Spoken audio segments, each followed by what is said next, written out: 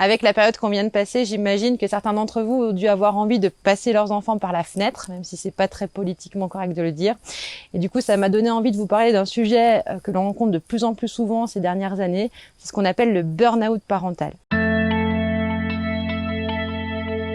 Alors cela peut prêter à sourire, mais le burn-out parental en fait va reprendre tous les codes du burn-out classique, à savoir tout d'abord un épuisement total de la personne, c'est-à-dire que la personne se sent vraiment fatiguée, lessivée, également une perte de sens pour la personne, c'est-à-dire que la personne va plus trouver d'intérêt à ce qu'elle fait, plus d'utilité à ce qu'elle fait.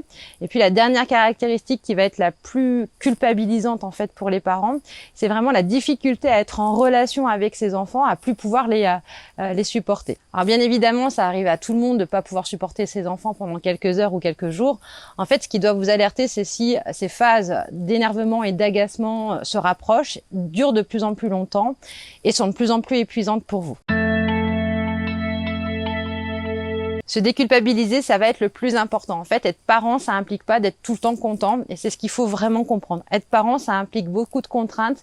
Il est donc normal, en fait, d'en avoir marre de manière récurrente, d'en avoir assez.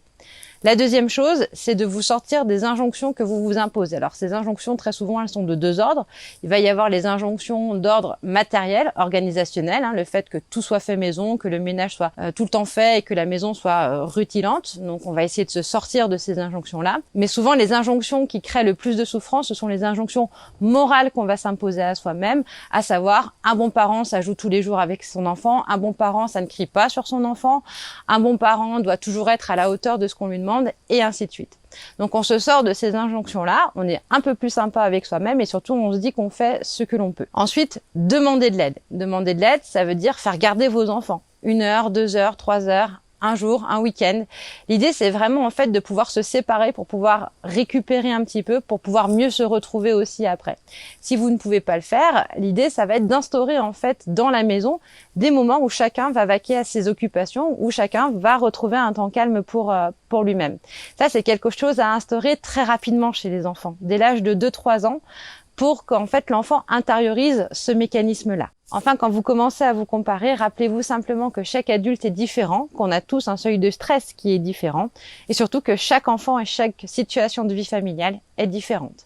Donc l'idée, tout simplement, c'est d'être vraiment plus bienveillant avec vous-même. Si ces vidéos vous intéressent, n'hésitez pas à vous abonner à ma chaîne YouTube et à faire apparaître en commentaire des sujets que vous aimeriez voir abordés.